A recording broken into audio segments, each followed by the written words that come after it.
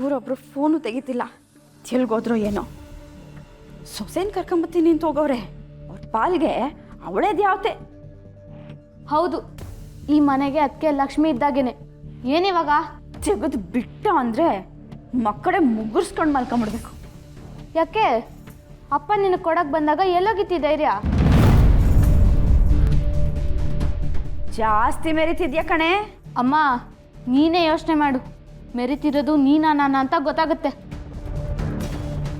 ಚಿಕ್ಕ ಮಕ್ಳಿಗೆ ಒಳ್ಳೆ ಬುದ್ಧಿ ಹೇಳ್ಕೊಡೋ ನೀನೇ ತಪ್ಪು ಮಾಡ್ತಿದ್ಯಾ ಅಂದರೆ ನಿನ್ನ ಮಾತು ನಾನು ಕೇಳಬೇಕಾ ಹೇಳು? ಪಾಪ ನಮ್ಮಕ್ಕೆ ಅವ್ರಿಗೆ ಬೈತಿದೆ, ಅವ್ರಿಗೆ ಕಾಟ ಕೊಡ್ತಿದೆ. ನನಗೂ ಸುಮಾರಿತ್ತು ಹೇಳೋಕ್ಕೆ, ಆದರೆ ದೊಡ್ಡವ್ರ ಮಧ್ಯೆ ಚಿಕ್ಕವ್ರು ಮಾತಾಡಬಾರ್ದು ಅಂತ ಮತ್ತೆ ನನಗೆ ಬೈತಿ ಅಂತ ನಾನು ಸುಮ್ಮನೆ ಇದ್ದೆ. ಕಲ್ತ್ಬಿಟ್ಟಿದ್ಯಾ ಕಣೆ, ಕಲ್ತ್ಬಿಟ್ಟಿದ್ಯಾ. ಎತ್ತವು ಎದೆಗೆ ಒದಿಯೋದು ಕಲ್ತ್ಬಿಟ್ಟಿದ್ಯಾ. ನೀನು ಕಲ್ತ್ಬಿಟ್ಟಿದ್ಯಾಮ್ಮ. ಮನೆ ಸೊಸೆಗೆ ಮೋಸ ಮಾಡೋದನ್ನ ನೀನು ಕಲ್ತ್ಬಿಟ್ಟೆ. ಇವನೊಬ್ಬ ಅಣ್ಣ, ನೀನೊಬ್ಳು ಅಮ್ಮ. ಅವ್ನು ತಾಳ ಹಾಕ್ತಾನೆ, ನೀನು ಕುಣಿತೀಯ ಅಲ್ವಾ?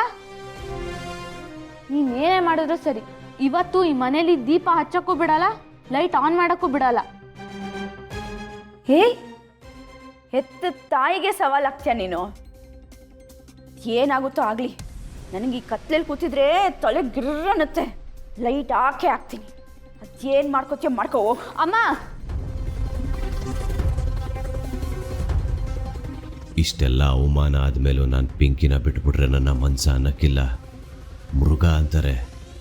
ಅದೇನೋ ಆ ಮೂಟೆನ ಕರ್ಕೊಬತ್ತೀನಂತ ನಮ್ಮಪ್ಪ ಹೋಗವನಲ್ಲ, ಕರ್ಕೊಬರಲಿ. ಏನು ಮಾಡಬೇಕು ಅಂತ ನನಗೂ ಚೆನ್ನಾಗಿ ಗೊತ್ತು.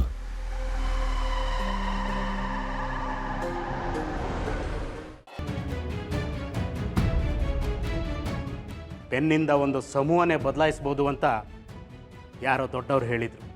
ನಾನು ಹೇಳ್ತಾ ಇದ್ದೀನಿ, ಗನ್ನಿಂದನೂ ಬದಲಾಯಿಸ್ಬೋದು ಅಂತ. ಯಾಕೆ ಹೇಳು? ಯಾಕಂದ್ರೆ ನೀವು ಮಿಲ್ಟ್ರಿ ಮಾದಪ್ಪ, ಅದಕ್ಕೆ. ಶಬಾಷ್ ಕಣಮ್ಮ, ಶಬಾಷ್. ನಿನ್ನ ಮಾತಿಗೆ ಮೆಚ್ಚಿದೆ ನಾನು.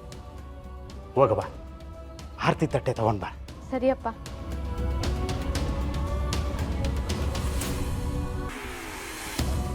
ಬಾನು, ಬಂದ್ಯಾ? ಹಾ ಅಪ್ಪ. ಇಡೆ. ಏನು ನೋಡ್ತಾ ಇದೀಯಾ? ಹೊಸ್ಲ ಮೇಲೆ ಇಡು.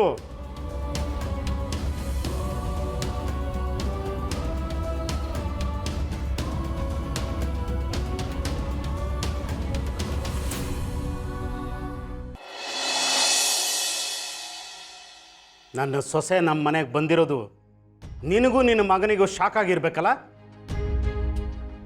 ಇನ್ನು ಮೇಲೆ ಈ ಥರ ಟ್ವಿಸ್ಟು ತುಂಬಾ ಇರುತ್ತೆ. ಮೊದಲನೇ ಸಲ ನನ್ನ ಸೊಸೆ ಮನೆಗೆ ಬಂದಾಗ ಸೇರು ಒದಿಸಿ ಆರತಿ ಮಾಡಿಸಿ ಮನೆ ಒಳಗೆ ಕರ್ಕೊಂಬಂದಿದ್ದೆ.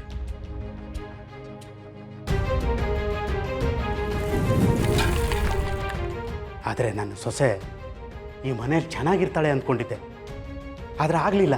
ಅದಕ್ಕೆ ಈ ಸಲ ಹೊಸದಾಗಿ ನನ್ನ ಸೊಸೆನ ಮನೆ ಒಳಗಡೆಗೆ ಸೇರಿಸ್ಕೊಳ್ತಾ ಇದ್ದೀನಿ.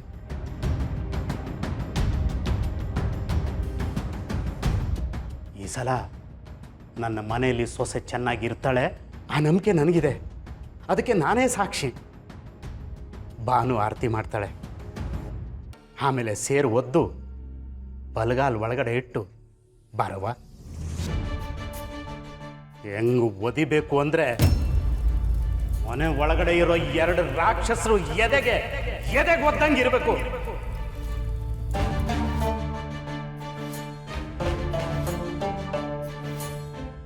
ಯಾವ ಪುಣ್ಯನೋ ಏನೋ ಮತ್ತೆ ನನ್ನ ಗಂಡನ ಮನೆಗೆ ಬಂದಿದ್ದೀನಿ.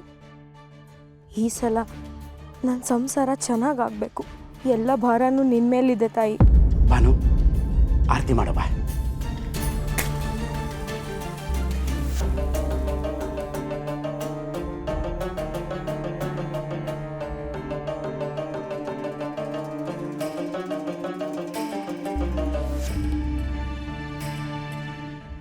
ರಶ್ಮಿ, ಒದಿಯವ್ವ.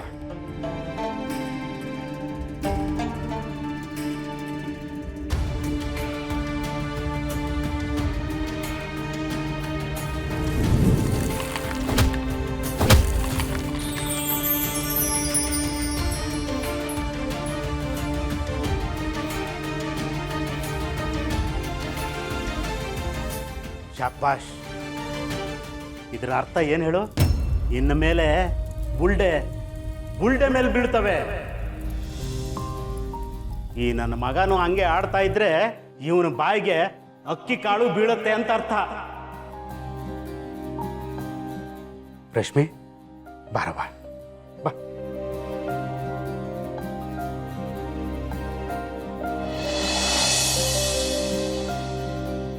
ನಾರಿ ಪೂಜೆ ದಿನ ಮನೆಯಲ್ಲಿ ದೀಪ ಬೆಳಗದೆ ಹೋಗ್ಬಿಟ್ಟಿದ್ಯಲ್ಲ, ಅದಕ್ಕಾಗೆ ಮನೆಯೆಲ್ಲ ಕತ್ಲಾಗಿತ್ತು. ಈಗ ಈ ಮನೆಗೆ ನೀನೇ ದೀಪ ಹಚ್ಚೋ ಬಾ. ಬಾ.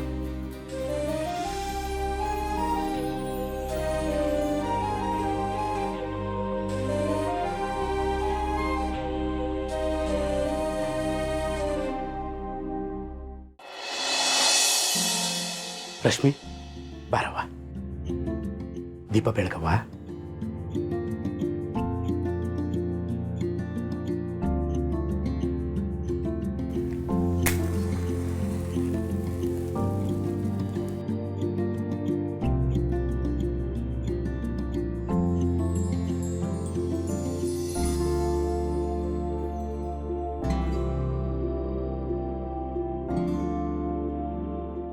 ಆರತಿ ಮಾಡವ.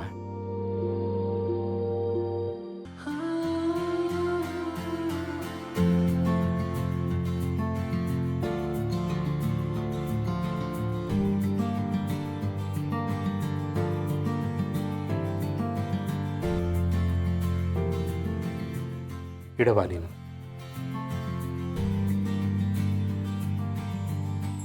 ನೋಡಿದ್ಯಾ ಬಾನು, ನನ್ನ ಸೊಸೆ ಮನೆಗೆ ಬಂದಮೇಲೆ ಮನೆ ತುಂಬ ಬೆಳಕು. ಇಲ್ಲ ಅಂದರೆ ಬರೀ ಕತ್ಲು. ಯಾಕೆ ಅಂದರೆ ದೆವ್ವಗಳು ಇರೋದು ಕತ್ಲೆಯಲ್ಲೇ ಅಲ್ವಾ? ಅಮ್ಮ, ಅಪ್ಪ ನಿನ್ನನ್ನೇ ದೆವ್ವ ಅಂತಿರೋದು. ಏಯ್, ಸುಳ್ಳ ಬಾಯಿ ಮುಚ್ಕೊಂಡು ನಿಂತ್ಕೊಳೆ. ಯಾರಿಗೆ ಹೇಳ್ತಾ ಇದೀಯಾ?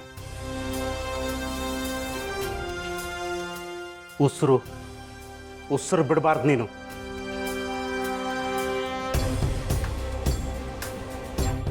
ನಾನು ಆಗ್ಲಿಂದ ನೋಡ್ತಾನೆ ಇದ್ದೀನಿ. ಒಳ್ಳೆ ಗುಮ್ಮ ಕೂತಿದ್ಯಾ? ಯಾರನ್ನ ಕೇಳಿ ಮತ್ತೆ ಇವಳ ಮನೆ ಕರ್ಕ ಬಂದೆ? ನನ್ನ ಮನೆ, ನನ್ನ ಸೊಸೆ, ನನ್ನ ಇಷ್ಟ. ನಾನು ಕರ್ಕೊಂಡು ಬರ್ತೀನಿ. ನೀನು ಯಾವನೋ ಕೇಳೋದಕ್ಕೆ ನಾಯಿ. ನಾನು ಈ ಮನೆ ಮಗ ಆಗಿ ಕೇಳೋ ಅಧಿಕಾರ ಐತೆ. ಕೇಳ್ತಾ ಇದ್ದೀನಿ. ನನ್ನ ಮಗ ಆಗಿದ್ರೆ ಹೆಣ್ಣಿಗೆ ಗೌರವ ಕೊಟ್ಟು ಒಂದು ಮನೆ, ಒಂದು ಹೆಂಡತಿ, ಒಂದು ಸಂಸಾರ ಅಂತ ನಡೆಸ್ತಿದ್ದೆ.